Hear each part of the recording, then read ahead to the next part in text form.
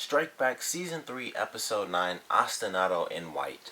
Hopefully I'm pronouncing that right, because I have no idea where that word comes from. It wasn't said in the episode unless it was in another language. But I really, really enjoyed this one. I mean, it gave us exactly what I was hoping for starting a couple episodes back. I believe 3 or 4 episodes back. It's what I've been talking about over and over again. Like, I really hope, especially ever since the flashback episode with Nolan and Arissa in each other's minds. It was like, I really hope we get a portion in this season where Nolan is the one who has the emotional distress. Like, he's the one with this huge emotional weight on his shoulders. And, they kind of switch roles, at least for a little bit. And we definitely got that in this episode. And I was incredibly excited by it. I thought it was a great start. We knew it was happening based on the ending of the last episode. And it was just good. Like, I was looking forward to it, and it was incredibly well done. There were a lot of great moments that were, very difficult for Nolan to deal with, and then it just basically went down. Like, there was like one point, and it was really when he was working on the actual case, or I guess a couple points when we got to see him working on the case that were kind of his high points as far as dealing with his emotions. But really, whenever it came to the people that were lost, it was just like really, really deep lows, like over and over again.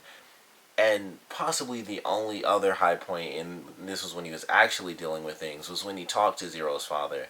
And that was about it. Other than that, it was like really, really devastating moments for him. When he had the speech initially at the service, he didn't know what to say. It was just like, I made a mistake. I wish I could go back and change it, but I can't. Like, things happen in war, and unfortunately, the thing that happened was I got people killed, and he was flustered and upset and didn't know what to say, and it was just a great scene for his character because it was like he was almost kind of all over the place, and he was kind of jittery and sort of looking left and right because he just wasn't even sure where to look or who to look at, and he was just devastated at something that he caused, and it wasn't just like, oh, this was my idea, but it was like, this was my idea, and it was the opposite of someone else's idea. Like, I went against Amanda's idea, which would have saved all those people, and or at least some of them. I mean, obviously, if the guy was still there, he would have shot someone and tried to kill them, or maybe even set the grenade off and killed them all. Who knows? But it's just all this weight on his shoulders, and he dealt with that. They had a really great scene. I believe it was towards the middle of the episode.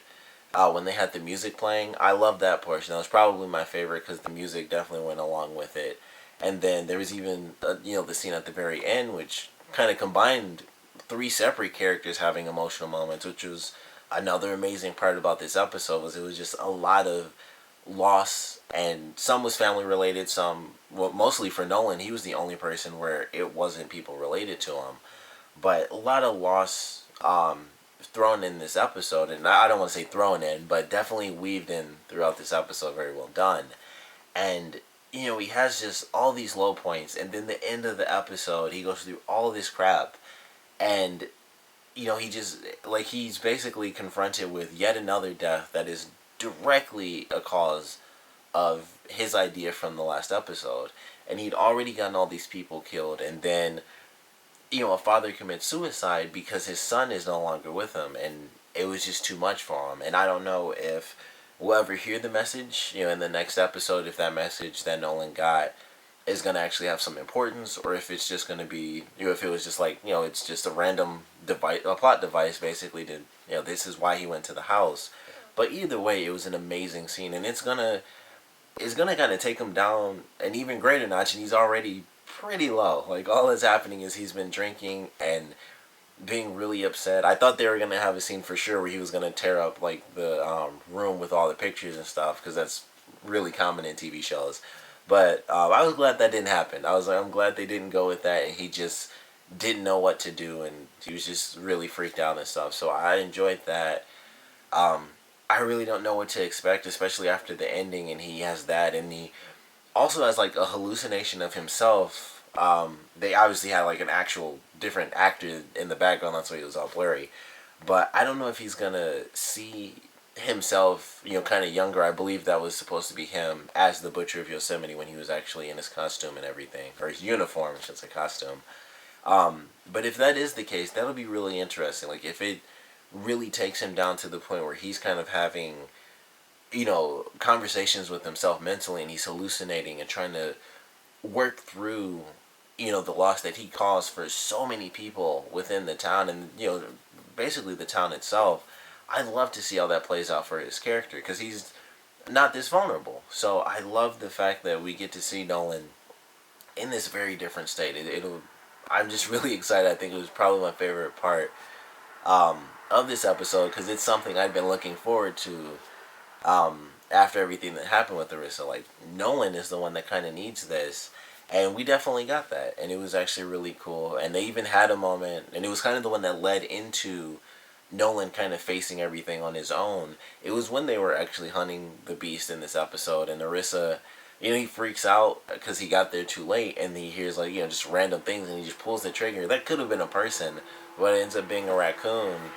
And it's just like, Arissa's like, you need to calm down, because this is not good. And so he has to go and, take a seat, because it's just not right. Like, he's not in the right frame of mind. He's not calm enough to deal with the situations, and it's only going to get worse in the next episode. It can only get worse based on the way this one ended. So I love that portion. Two other great portions of the episode, of course, revolved around family and loss. Stama kind of dealing with her side of things, and of course the Omek as well. And I love that both of those revolved around family stuff. And Stama's did more than the Omek. And his Tefkin, by the way, someone said it and I finally remembered it. But Tefkin dealt with it in this episode. It was actually more towards the very end for him, but it was still, a lot involved with family, and just the issues that they were dealing with. But for Stama, it was her loss of Daytag and her continued loss of Alak, really, and his, they went really full on, like, symbolism for him. Like, he still has his gun from the fights, and he has 2 bullets, and it's for the family that he lost, in the first episode. And I thought that was just awesome, honestly. I was like, man, that's kind of insane. Like, he's going, like, full on symbolism. He will shoot her twice for the family that, Luke lost more than even he lost.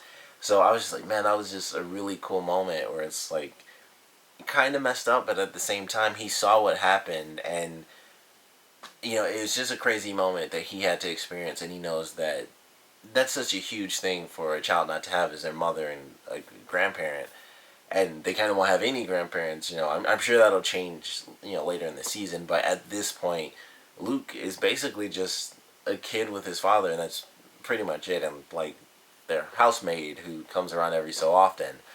But I thought that was a great moment, and so Stama has to deal with that, as well as the loss of Daytag, and then those 2 things are added on top of the fact that she's still seen as the terrorist who blew up the Ark, or at least one of the terrorists that blew up the Ark and betrayed the city. So people don't want to be around her or see her or talk to her or deal with her in any capacity. And Amanda basically has to help her grieve by buying the ink. And she mentions that when Stama says she apologizes for what happened in the office in their fight, Amanda's just like, not yet, you aren't. And after she pays for the ink and stuff, and she's like, don't thank me for the part and thank Daytag, and she's like, oh, you can't, because he's dead. And it's just like, man, she had the little moment of, like, helping her out, and it seemed like, kind of nice Amanda, but it's like, she's mad. Like, she has a great reason to, because of just, like, the stuff with her sister alone. She has more than enough reason as far as I'm concerned. But it's like that added on top of, all the terrorist stuff that they found out. So she's got something going on in her head. I don't know what. And she might be waiting for somebody to just screw up again so she can kind of do something and probably kill her, or try to at least. But I like that scene. Like, she helped her out, and then she hit her with probably the worst or I can't even call it a compliment, but, like, just the worst hit that she could have. And it's like, thank your husband. Oh, he's dead. So, and then she just, walks away. So I love that portion, and Stama just has to deal with that, because despite the reason she did it, and it was, of course, to save her son, it's still just a crappy thing that would have, affected the city. And it did affect the city. I mean, they blew up the Ark. They actually killed the guy that was in the Ark, and so that affected his mother, I remember from that episode. So, she's just in this really crazy position, and I don't know how that's going to play out.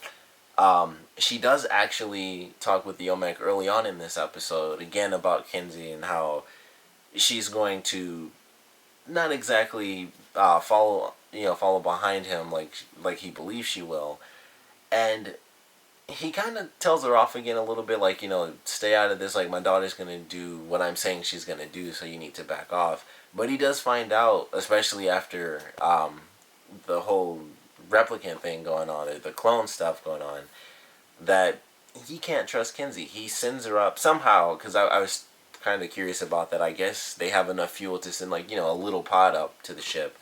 But basically, he knocks her out, and so now she's on the ship with everyone else. So it's just Tefkin now, and that might bring up some questions. Who knows? He might be able to talk his way out of it.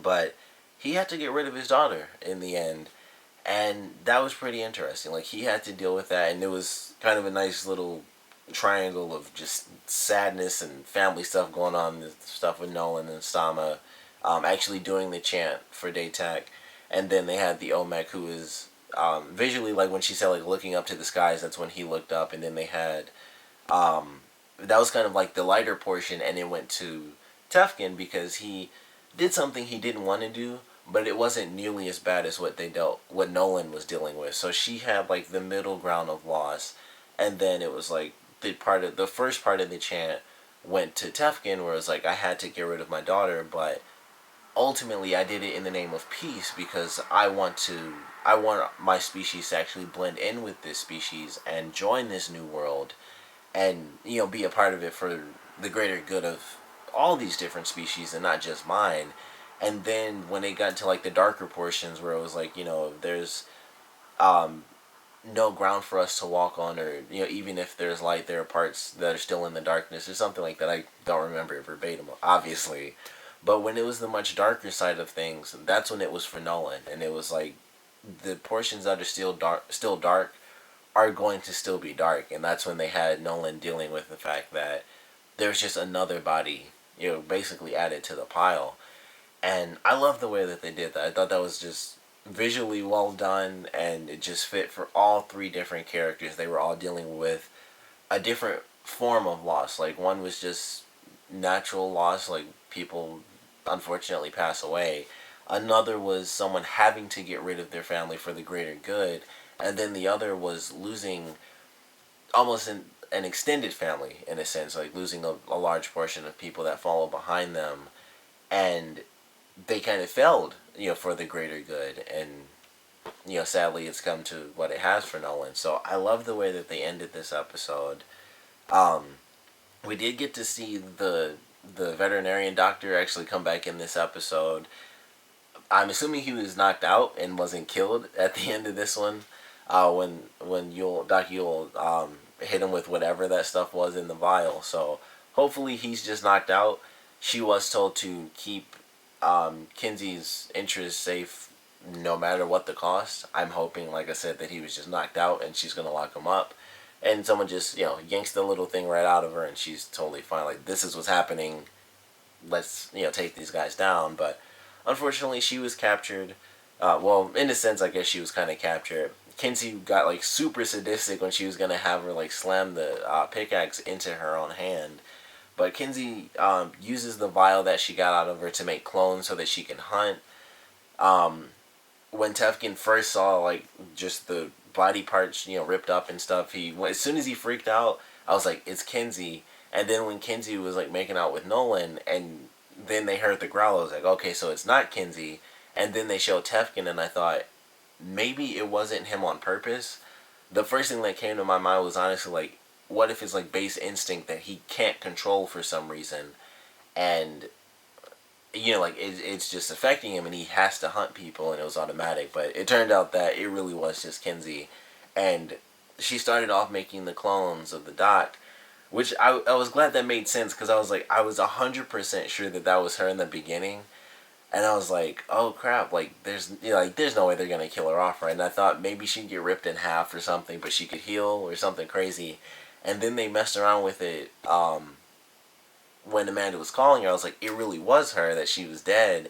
And then she came in, I was like, oh, okay, so it wasn't her. And then the whole clone thing happened. I was like, okay, now it makes perfect sense, because I'm like, they can't just put in a replicant, say like, oh, it's just a replicant, and we can't tell that it's, the doc. They did like close-ups and everything in that opening shot. So I was glad that made sense because I was really confused for a second, but they kind of got to it really early on, like, oh, it's a clone of me. And I was like, okay, now it makes sense why it was the same actress, because I was really confused for like a split second.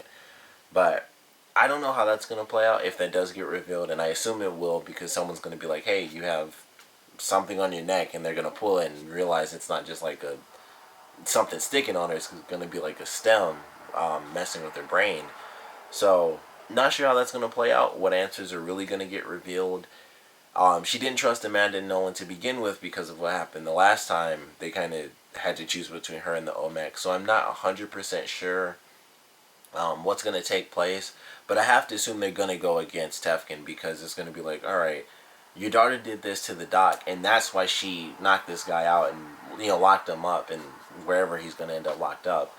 So I'm assuming it's going to kind of go back to the Olmec, and this time when they have to choose between the doc and the Olmec, they're going to choose Doc Yule because it's like, well, now you've definitely done something bad. And also, it was totally Kenzie's fault those people got killed, and obviously Tefkin lied about it and didn't say anything, and Nolan knew that, so he might not be in the greatest position mentally either to get some bad news like that anyway. But great episode. Like, these last two have just been like pretty freaking amazing. I've loved them for sure.